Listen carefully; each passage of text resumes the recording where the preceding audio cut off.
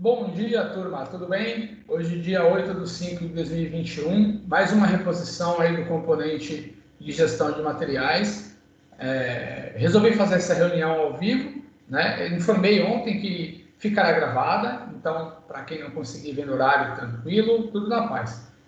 No primeiro momento, na aula de hoje, eu disponibilizei um material falando sobre o processo de recebimento, como a gente faz o processo do recebimento dos materiais, quais as documentações envolvidas, quais as decisões a serem tomadas em caso de divergências.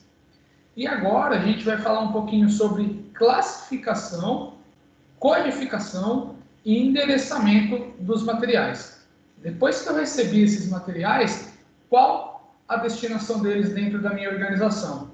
Ou, caso a minha organização ainda não tenha um padrão do gerenciamento dos materiais, no primeiro momento, eu vou ter que levantar tudo que eu tenho no meu estoque, fazer a chamada classificação desses materiais, muitas vezes codificá-los e começar a fazer um sistema de endereçamento para armazená-los, para termos uma guarda segura desses materiais, ok? Então, vou fechar aqui a tela, minha câmera, aliás, e vou compartilhar o slide para explicar um pouco dos conceitos. Caso alguém entre na reunião durante a gravação, pode me dar um alô, manda uma mensagem aí, abre o microfone, dá um bom dia, para mim saber que você está aí. Se não, assistam posteriormente e deem continuidade aí nas aulas, certo?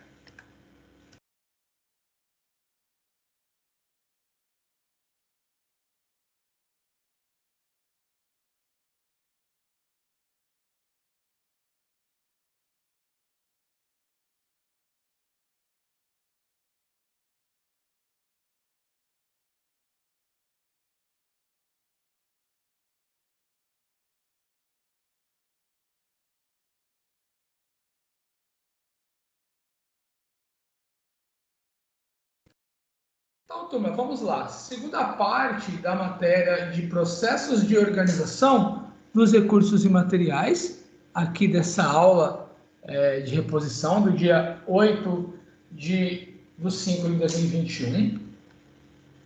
Nós falaremos aqui nessa segunda parte sobre codificação e endereçamento dos materiais, certo? Então, vamos entender um pouco como que funciona este processo aí dentro da organização. Beleza.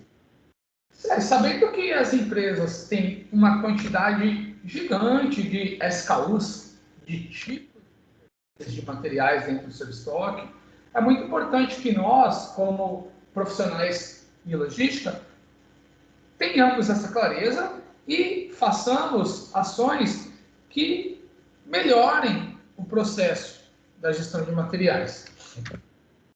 Para isso, existem várias literaturas, vários livros que norteiam esses conceitos de classificação de materiais. Um dos principais é o livro de Viana. Viana fala o seguinte, que a classificação é o processo de juntar materiais por características semelhantes. Então, lá no primeiro momento a gente viu a parte de classificação de materiais com um olhar mais analítico relacionado aos custos, falando da curva ABC, agrupando materiais com maior valor agregado, com menor valor agregado. E hoje a gente falará de uma classificação relacionada a algumas características físicas, químicas, enfim, de classe, de grupo ou subgrupo, para depois fazermos a codificação dos materiais e o seu endereçamento dentro do armazém. Beleza. Então, seguindo aí, a classificação de materiais, ela tem algumas etapas, e dentro dessas etapas, a codificação, que é o tópico principal da base tecnológica de hoje, mas eu não tenho como falar de codificação se eu não pensar globalmente no processo de classificação, que envolve, antes da codificação, algumas outras tarefas. Então, quando eu falo nessa classificação de materiais com base nas suas características, nas suas semelhanças, eu tenho que primeiro fazer a catalogação dos materiais. Digamos que você entre em uma empresa em que exista um armazém com vários materiais dos quais a empresa não tem controle. O tempo foi passando, os registros foram se perdendo, enfim, e ninguém sabe exatamente o que tem naquele estoque, tanto em relação a tipos de materiais ou a quantidade dos materiais. Então, a primeira etapa que eu terei que fazer é a catalogação. O que é a catalogação?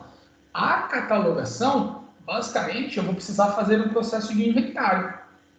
Olhar o que eu tenho, anotar todos os materiais que eu tenho, quantidade de materiais que eu tenho e até mesmo já uma prévia das suas características, data de validade, entre outros dados. Então, nesse processo de catalogação, eu farei basicamente um inventário primário dos meus materiais, um levantamento de tudo que eu tenho. Beleza. Depois da catalogação, eu vou fazer o processo de simplificação. Eu vou verificar que eu tenho materiais repetidos para a mesma finalidade de diferentes marcas. E aí, para melhorar a gestão de estoques da minha empresa, eu simplifico. Eu determino qual desses materiais que são para a mesma finalidade que efetivamente eu vou manter no meu estoque. Ok? Feita a simplificação, aí eu faço a especificação. Depois que eu separei os materiais, simplifiquei a quantidade de materiais de SKUs que eu tenho, eu especifico esses materiais que efetivamente ficarão no meu catálogo, ficarão no meu estoque. Como especifico? Aí eu venho com uma especificação detalhada, minuciosa, onde eu terei as características desses materiais, medidas, quantidade por unidade, de peso, dimensão. Então, é uma descrição totalmente detalhada com as especificações desses materiais. Feita a especificação, eu faço a normalização.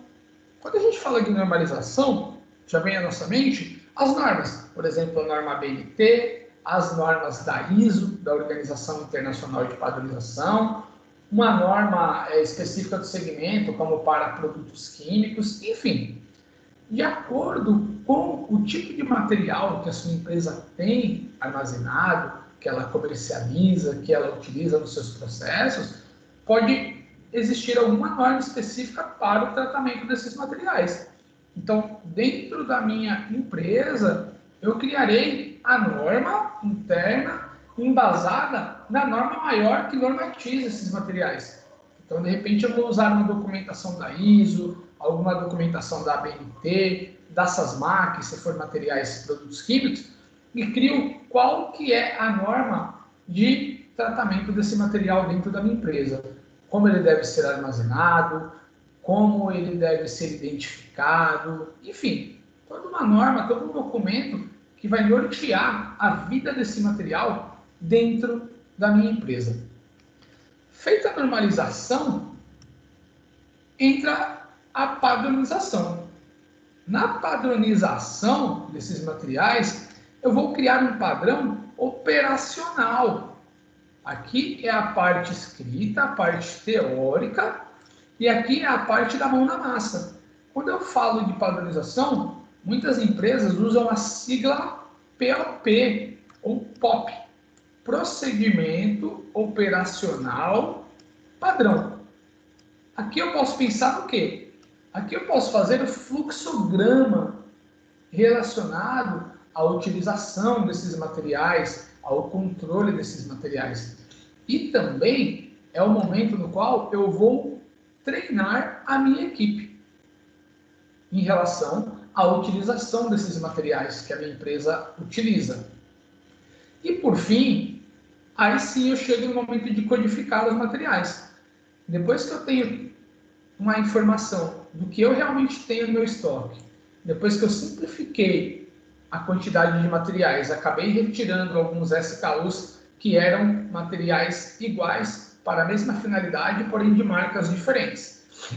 Depois que eu especifiquei detalhadamente esses materiais, depois que eu normalizei esses materiais e depois que eu padronizei, eu codifico esses materiais para garantir os bons registros desses materiais dentro da minha organização, para os meus fornecedores, para os meus funcionários e para os meus clientes.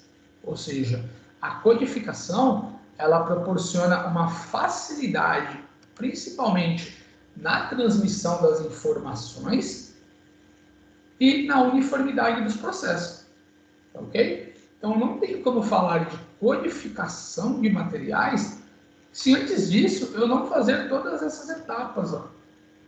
Aí eu chego na chamada classificação dos materiais. E eu consigo ter uma ótima gestão.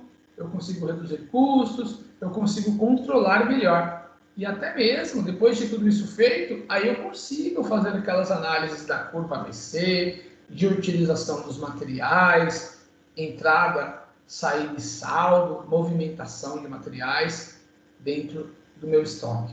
Tá ok? Beleza. Então, aqui, passando rapidamente, como eu já expliquei ali, né? Catalogação, eu vou levantar tudo que eu tenho. Ó. Muitas vezes o depósito da empresa está desorganizado, não se sabe exatamente o que tem.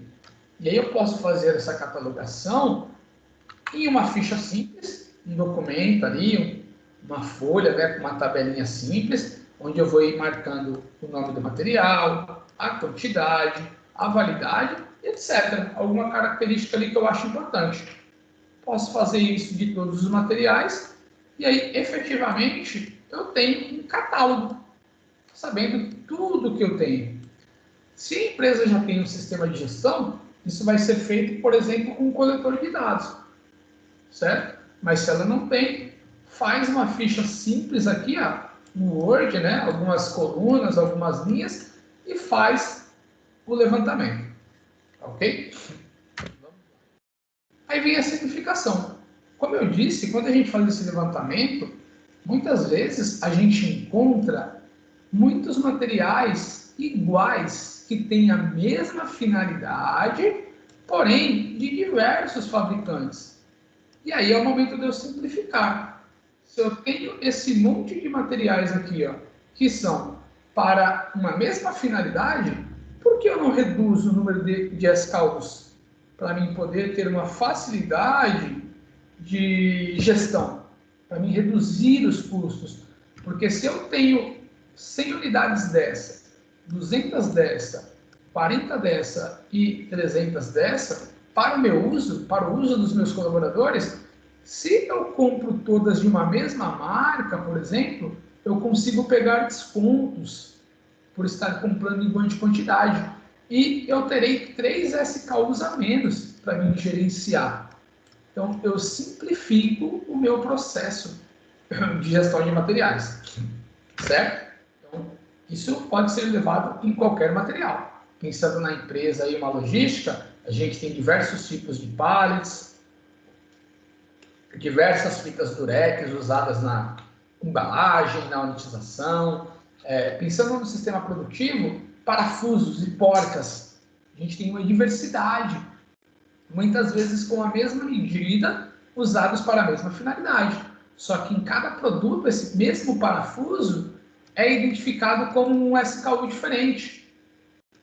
E aí eu posso simplificar este parafuso, tornando ele um modelo único, independente do produto acabado em que ele vai ser usado, ok? Então, isso cabe uma análise em cada operação.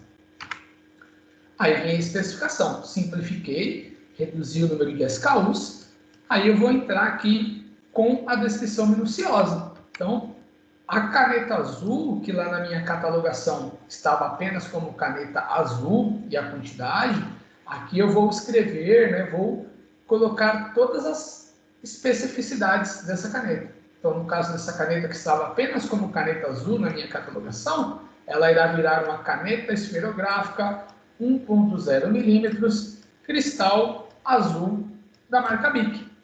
Então, eu estou especificando o que é essa caneta, qual a medida da sua ponta, qual a cor e qual o fabricante. Isso facilita a comunicação entre fornecedores, a minha empresa, meus colaboradores e os clientes. talvez compre essa caneta de mim, da minha loja, por exemplo. Tá ok? Então, na especificação, a empresa normalmente utiliza um nome básico, os nomes modificadores, a descrição técnica. E aí ela tem a descrição completa ó, do material ou do produto. Por exemplo, aqui, ó, nome básico, parafuso, porca, lâmpada e chapa. Nomes modificadores, cabeça chata, cabeça redonda, cabeça panela, Philips, sextavada, fluorescente, aço e alumínio. Descrição técnica desses itens são as medidas, ó, M6 por 1 por 16, M6 por 1 por 15. Então aqui eu tenho as várias medidas. E aí eu vou ter a descrição completa. Ó. O parafuso, ele pode ser um parafuso, cabeça chata, M6 por 1 por 16. Ou ele pode ser um parafuso, cabeça redonda, M6 por 1 por 15.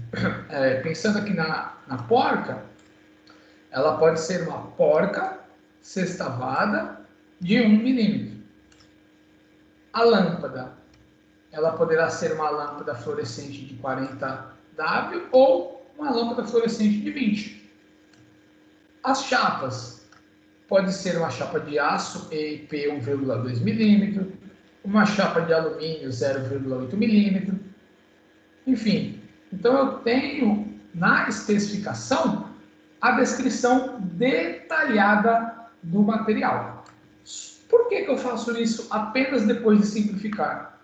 Porque se eu não tivesse simplificado, ó, talvez eu teria feito a especificação de 4 materiais, dos quais efetivamente eu só ficarei usando um. No caso aqui eu escolhi esse daqui, né? No caso do nosso exemplo, eu acabei simplificando para este. E aí eu faço a especificação apenas deste, certo? Então cada empresa vai analisar quais materiais, quais insumos ela pode fazer uma simplificação. Vem a normalização. Como eu falei lá atrás, para fazer a normalização, primeira coisa eu tenho que analisar se a minha empresa deve seguir algum tipo de norma. Alguns produtos, alguns materiais, obrigatoriamente devem seguir as normas, a BNT ou a ISO, por exemplo. E aí eu crio efetivamente a norma sobre esse produto, sobre esse material, o que ele é, seus nomes modificadores, a descrição técnica, quem é o fornecedor, qual a altura máxima de empilhamento, qual que é o padrão de unitização, quantas unidades eu vou colocar na caixa, enfim, a norma do ciclo de vida desse material dentro da minha empresa, dentro do meu armazém. Feita a norma, eu vou padronizar. Como eu disse, com base na norma criada anteriormente, eu vou criar o padrão, o fluxo desse material dentro da minha organização e vou para os meus colaboradores em relação à gestão, à utilização, ao consumo desses materiais. Beleza? Padronização. Aí vem a codificação. A codificação de materiais, ela pode ser alfabética, composta apenas de letras, numérica, composta de apenas números, alfanumérica, composta de números e letras, pode ser feita com código de barras, que é bem comum, é bem conhecido, por etiquetas RFID e também por QR Code. Então nós temos aí muitos modelos de codificação. Só que para a gente, pensando no nosso cadastro, no nosso material, dessa classificação, o mais comum dentro da empresa no primeiro momento é nós criarmos esses 3 modelos, um dos 3, né? O mais usado é a classificação numérica, a codificação numérica. Mais comum, porque isso facilita depois a criação do código de barra, por exemplo.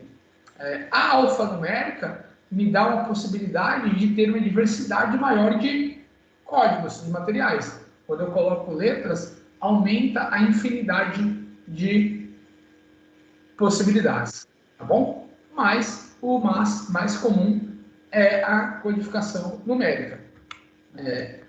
Se fosse uma codificação alfabética, por exemplo, o código do meu material poderia ser AA, BB, ABCD. Numérica, 1, 2, 2, 1, 2, 3, 4. E alfanumérica, eu teria um misto entre números e letras. Basicamente, a gente faz a codificação dos materiais em uma empresa. A ideia é criar os primeiros dígitos relacionados ao grupo que o material pertence. Os próximos 2 dígitos relacionados ao subgrupo e os próximos 4 dígitos a identificação do material. Essa quantidade de dígitos é opcional da empresa, mas aqui, ó, pensando em 2 dígitos, eu já teria a opção de ter 100 grupos de materiais, contando que eu comece do 00 ao 99. Então, aqui eu poderia ter alimentos, bebidas, utensílios, higiene, enfim, vários grupos de materiais. No subgrupo também, eu teria a mesma possibilidade de até 100 subgrupos. Dentro dos alimentos, congelados, cereais, secos, biscoitos, doces, chocolates, grãos, frutas, verduras, legumes. Então, dentro do grupo alimentos, eu poderia ter vários subgrupos. E aí depois, a identificação. Alimento, cereal, subgrupo, e identificação arroz, por exemplo. Então, como que isso fica, né, no momento de classificar? Biscoito traquinas, como exemplo. Ó. Digamos que o código dele seria A de alimento, BB de biscoito, e a identificação dele, traquinas meio a meio, sabor, né? 126 gramas. Se fosse numérico, o código dele seria 1122 1234. Com base no meu cadastro, qualquer pessoa saberia que 1 é relacionado aos alimentos, o 22 é relacionado ao subgrupo biscoito e 1234 é a descrição do alimento, a identificação, traquinas meio a meio, 126 gramas. Então, é assim que a gente começa a codificar. Aqui eu coloquei da mesma cor para facilitar o entendimento. A é o grupo e é o alimento. Ok? Então, dentro da sua empresa, você teria que, efetivamente, depois de ter feito aquela catalogação, aquela simplificação, a normalização, todo aquele processo, criar essa codificação para os diferentes materiais. Tanto os materiais usados no seu processo, como os produtos que você faz e vende. Essa é uma codificação interna para facilitar a comunicação entre os colaboradores, também entre seus fornecedores e os seus clientes. E, posteriormente, a empresa pode criar um código de barras deste material. Certo? Aqui, interessante também, né, o nosso código alfabético, numérico, alfanumérico, código de barras. Esse código de barras é relacionado a esse código, depois se vocês quiserem ler com smartphone, com algum aplicativo, e o QR Code também desse código. Também fiz ele aqui para mostrar uma outra possibilidade de codificação.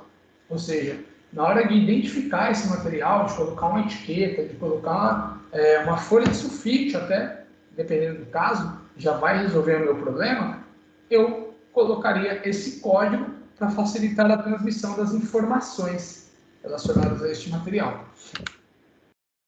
E aí o código de barras. O código de barras, ele segue um padrão mundial. Aqui a gente vai falar do EAN 13, que é o mais comum, mais utilizado para produtos acabados. é o European Article Number, ou número de artigo europeu. No Brasil, quem representa a EAN é a empresa GS1 Brasil, que faz a padronização desses códigos. Ou seja, se a minha empresa quer efetivamente comercializar o produto dela a nível mundial e fazer com que qualquer pessoa no mundo saiba que aquele código é do produto dela, para ela não pegar um código repetido, enfim, ela tem que fazer esse código com a GS1, que tem o catálogo de todos os códigos de barras do mundo. Ou seja, aí você garante que o código do seu produto é único. Em qualquer lugar do mundo, fazendo a leitura do código de barras, saberão o que é o seu produto.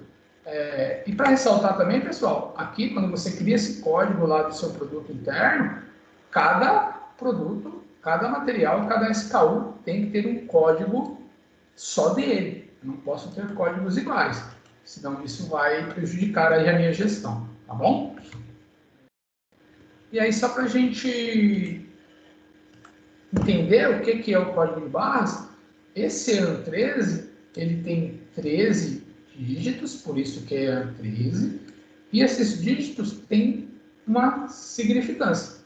Então, os 3 primeiros dígitos são os códigos dos países, ou seja, onde lerem esse código, saberão o país de origem deste material, por isso a importância do cadastro na GS1, ok? Do 4º até o 7º ou 8º dígito são os dígitos que identificam a empresa, o código da empresa. Então, onde lerem esse código, saberão que é um produto do Brasil, fabricado pela empresa ABC, por exemplo.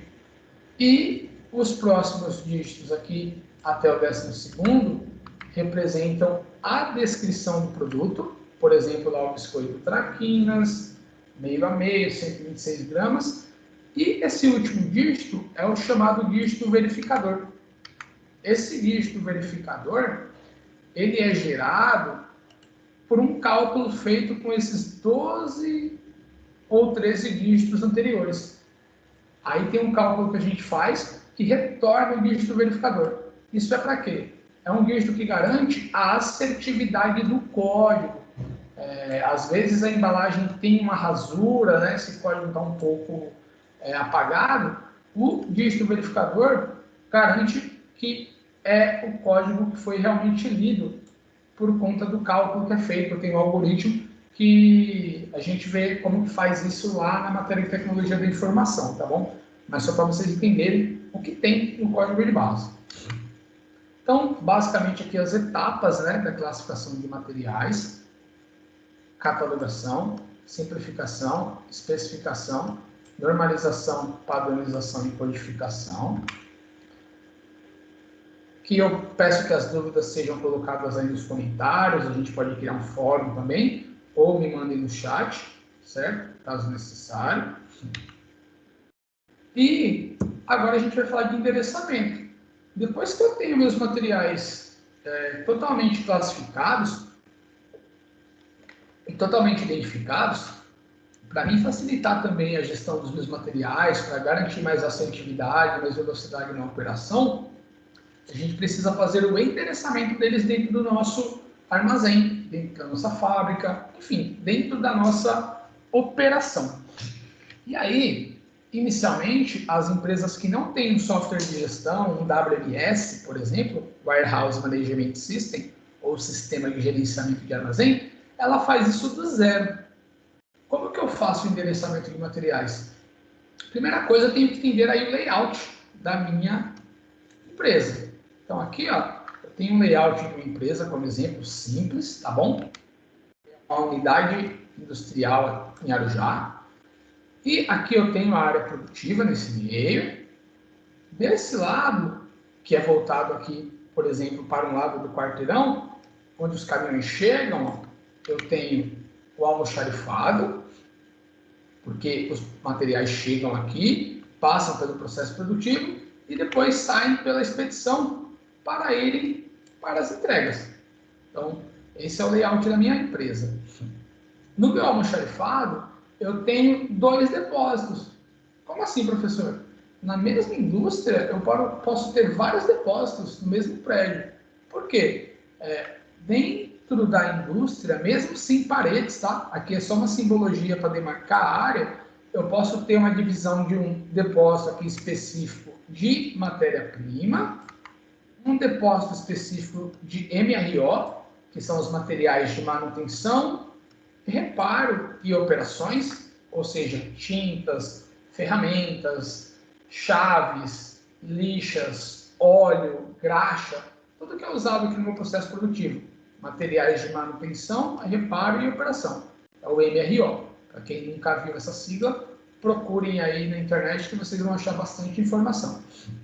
E eu posso ter outros depósitos dentro desse mesmo prédio, que seriam, na expedição, o depósito de produto acabado, e eu coloquei aqui também o depósito de EPIs, de equipamentos de produção individual. Então, dentro da empresa, dentro do mesmo prédio, eu posso ter vários depósitos. O ideal é que eu não tenha esses materiais todos misturados, que realmente eu tenha matéria-prima em uma parte, MRO em outra parte, PA em outra parte, EPI em outra parte, e talvez se a empresa tenha um refeitório, tenha alimentação, ela vai ter também um depósito de alimentação, materiais da alimentação. Então, a empresa na mesma unidade tem vários depósitos. Além disso, essa mesma empresa ela pode ter outras unidades, outras plantas, outros prédios, outros galpões em outras cidades. Então, por exemplo, aqui, ó, digamos que essa minha indústria, ela fabrica em Arujá e ela tem outras fábricas, ó, em Guarulhos, em Manaus, em Salvador, em Gramado e em Cuiabá. Então, eu coloquei basicamente uma unidade em cada região do país. Sudeste, Norte, Nordeste, Sul e Centro-Oeste. Então, eu tenho várias unidades. O ideal, pensando no endereçamento, é que em todas essas unidades, estes depósitos que existem em todas as unidades tenham uma mesma simbologia. Por quê? O mesmo endereçamento. Porque quando eu precisar consolidar o meu estoque geral, global, a nível país, eu tendo a mesma simbologia, a mesma nomenclatura, é muito mais fácil. Normalmente a empresa precisa disso. Em determinado momento, ela tem produtos acabados nesse depósito que estão em falta nesse depósito, por exemplo. E ela vai precisar enviar para cá, para poder atender um pedido. Quando eu tenho uma classificação, um endereçamento, um padrão na identificação desses depósitos, eu facilito todo esse processo. E aí, como que a empresa faz isso também? Como que eu faço o endereçamento dos materiais de uma forma padronizada entre unidades, o que facilita para depois eu fazer a integração desse endereçamento no WMS. Primeira parte do endereçamento, a gente vai identificar o depósito que eu estou tratando. Então, ó, o depósito A1 será o meu depósito de matéria-prima. Em qualquer uma das unidades, quando o endereçamento do material começar com A1, eu estou me referindo à área da matéria-prima. E se eu tenho várias unidades, antes de identificar esse depósito em si, eu vou identificar a unidade. Então, primeira unidade seria IA, Indústria Arujá, depois A1, é o depósito de matéria-prima, depois, o de produto acabado, por exemplo, seria o depósito A2. Então, se eu tivesse um material no cadastro com IA A2, eu já saberia que o material está na indústria de Arujá, na parte de produto acabado. Digamos que no endereço do material lá no sistema estivesse GUA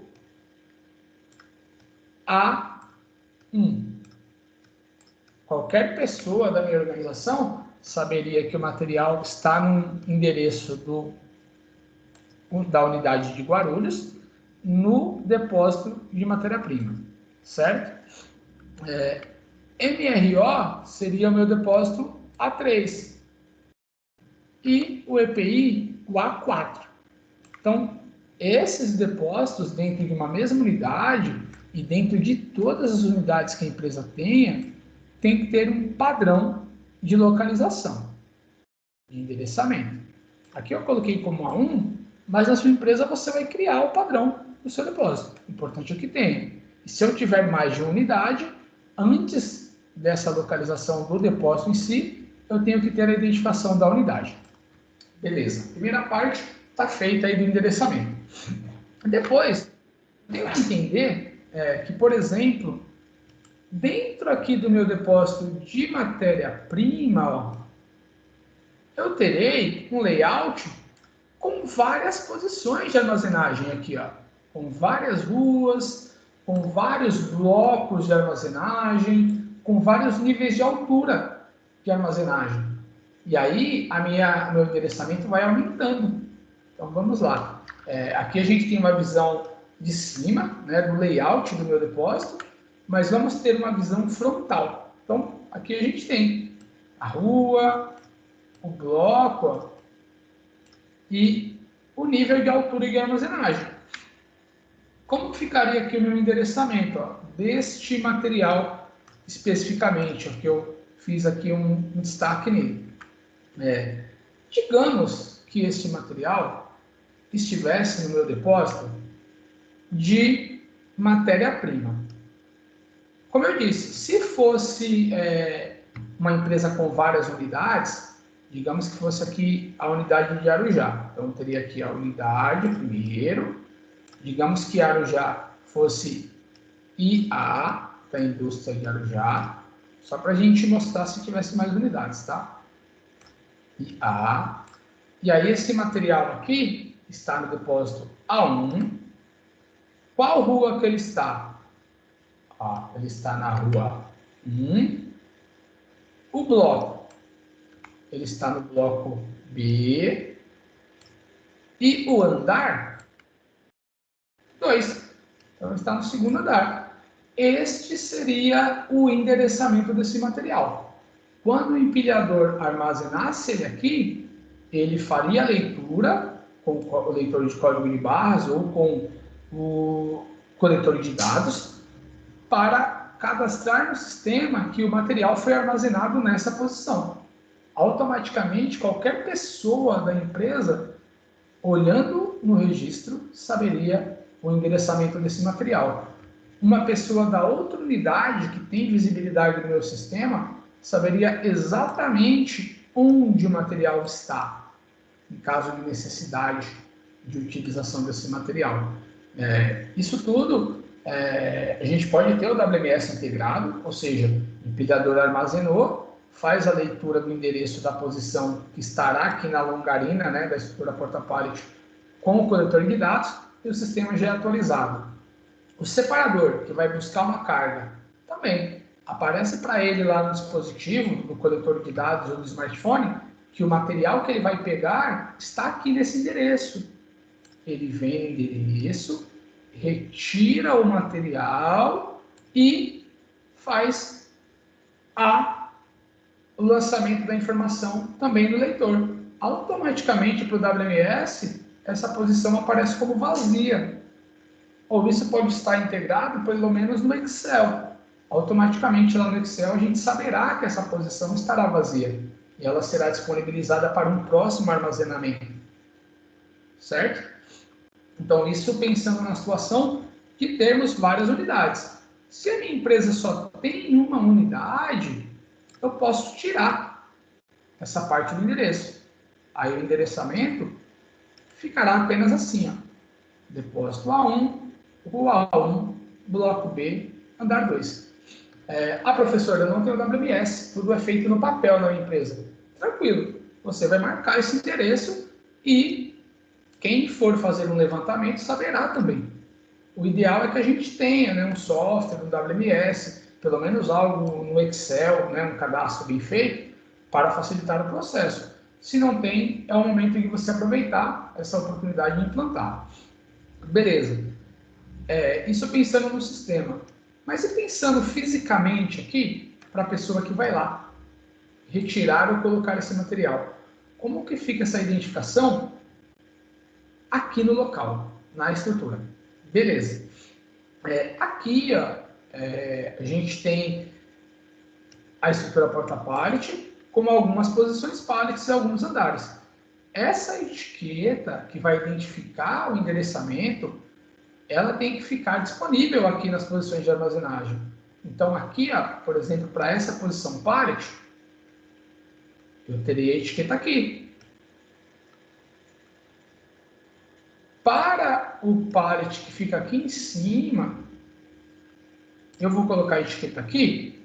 Não, porque fica difícil para quem está embaixo olhar. E quantos mais níveis de altura eu tiver, fica mais difícil de enxergar. E até mesmo para o coletor de dados fazer a leitura. Então, eu vou mostrar para vocês como que a gente faz esse processo para colocar os endereços no armazém. Bem, para essa mesma posição, ó, eu vou ter aqui a etiqueta do pallet que está embaixo e do lado a etiqueta do pallet que está em cima. Como a pessoa vai saber qual que é a informação de baixo e qual que é a de cima? Para o pallet que está embaixo, eu vou colocar do lado da etiqueta uma setinha para baixo. Ou seja, eu vou ter ali a etiqueta e a setinha para baixo. Na etiqueta que é do pallet de cima, etiqueta e setinha para cima. Ou seja, a pessoa visualmente sabe que essa identificação é deste e que essa identificação é deste pallet. E aqui do lado eu terei desses outros pallets, ó. Desse que está embaixo e desse que está em cima. E sucessivamente isso em todas as longarinas do primeiro nível. Tá bom, professor? E dos níveis acima? Como que fica isso? Se fica muito alto, fica ruim de enxergar. Dos níveis acima, a gente coloca a identificação na estrutura. Deixa eu apagar aqui tudo. A gente coloca a identificação na lateral. Aqui, ó, as etiquetas irão. Porque qualquer pessoa também verá. E como ela vai saber qual etiqueta de cada nível? Aqui eu costumo trabalhar com cor, pessoal. Então aqui, ó, do lado da etiqueta, eu terei uma identificação de cor, ó. Pode ser no formato de um círculo ou de um quadrado, com uma cor. Então, digamos que este nível aqui é o nível roxo. Então, ele vai ter essa identificação roxa na estrutura aqui, por meio de um adesivo, por meio, né, de uma pintura. E aqui embaixo eu vou ter a etiqueta com essa identificação por cor também. Então, a pessoa vai ler aqui e vai saber que no nível roxo, por exemplo, eu tenho o depósito A1, rua 1, digamos que fosse aqui no bloco D, e aqui seria o terceiro andar. Terceiro andar. Se eu tivesse mais um nível, o quarto andar, eu fosse usar para o quarto andar a cor amarela. Mesmo processo, eu teria mais uma etiqueta aqui, no quarto andar. Aí, a identificação do endereço e a simbologia de cor. Quantos andares eu tivesse, eu teria o mesmo processo com as etiquetas aqui. Por que da etiqueta aqui, professor? Porque quanto mais alto o nível, mais difícil será a pessoa que está aqui embaixo, o empilhador, que vai retirar o pallet, ver a etiqueta que está lá em cima. Então, ele olhando aqui, ele sabe o que tem nas posições acima, né? Isso facilita muito o processo. E até com o tempo, o pessoal começa a ter essa clareza, que nesse andar são as etiquetas roxas. Nesse andar são as etiquetas amarelas. No próximo andar, as etiquetas azuis, por exemplo. Então, a gente tem esse método de identificação. Então aqui, ó, por exemplo, eu havia falado, ó, olha como vai ficar a nossa estrutura porta-pallet em relação ao endereçamento. Ó. Opa, perdão. Aqui eu terei a etiqueta do pallet abaixo, a etiqueta do pallet acima, e aqui do lado a etiqueta dos níveis acima. Aqui eu teria também, ó, mais uma etiqueta aqui, outra aqui, e se eu tivesse mais níveis, seria de cima, azul a do próximo nível. Olha como fica visualmente. Qualquer pessoa que vai no armazém saberá o que está naquele local. Poderá fazer o registro para o sistema ficar atualizado. E o meu armazém fica assim, ó. Olha que beleza. Todos os primeiros níveis identificados, ó, com o material que tem em cima e com o material que tem embaixo. E todos os níveis superiores, ó, com a sua simbologia de cor. E a etiqueta está aqui. A simbologia da cor, a etiqueta está aqui. E a simbologia do próximo nível, e a etiqueta está aqui. Ó. E a mesma coisa aqui nos outros locais de armazenagem. Então, dessa forma, qualquer pessoa saberá o que tem no meu armazém. Saberá localizar, saberá armazenar, retirar, registrar. Posso fazer isso até mesmo em uma prateleira, pessoal. Em um escritório, onde eu tenho uma estante. Então, isso facilita muito o processo de endereçamento. Aí eu começo a pensar numa gestão de materiais mais organizada, mais bem estruturada, certo? Com isso eu facilito, né? Fazendo isso em todo o meu armazém, eu terei aí uma gestão mais eficiente, mais eficaz, conseguirei localizar qualquer item e tudo isso é o início para depois a empresa pensar em um software WMS, em colocar um software WMS que terá todos os parâmetros do armazém. E aí a empresa pode avançar depois para uma geolocalização ou uma telemetria, onde o dispositivo que o operador utiliza, um smartphone, um coletor de dados, mostra exatamente o trajeto dele dentro do armazém. Eu consigo medir a produtividade dessas pessoas, quantos quilômetros ela andou, se ela fez o menor caminho para localizar o material, para pegar o material, por exemplo. Então, tudo isso parte daquele processo de eu fazer a catalogação, eu fazer a simplificação, fazer a especificação, normalização, padronização, codificação, endereçamento, aí eu consigo aplicar uma tecnologia. Se a sua empresa não tiver uma clareza daqueles processos anteriores, ela não vai chegar ao nível de modernidade assim. Ela pode contratar uma consultoria que faz todo esse processo, ou vocês, profissionais técnicos, que vão fazer todo esse processo. Podem fazer isso também depois registrando tudo isso no Excel, para depois pensar em uma ferramenta mais cara. O software WMS seria muito caro, pessoal. Então, se vocês fizerem esse processo inicialmente manual no Excel, vocês já vão ter um grande passo adiantado. Já terão uma grande evolução na sua gestão. Aí, com essa mesma gestão, vocês conseguem aplicar a ferramenta da curva ABC, a ferramenta de entrada e saída e saldo de estoque, tudo que a gente veio vendo aí durante as aulas. Tá bom? Então, peço que as dúvidas sejam colocadas aí no chat, no fórum, ou que me chamem para a gente conversar. Agradeço a atenção de todos e já eu vou disponibilizar uma tarefa para vocês. Então, muito obrigado aí. Até mais. Tchau, tchau.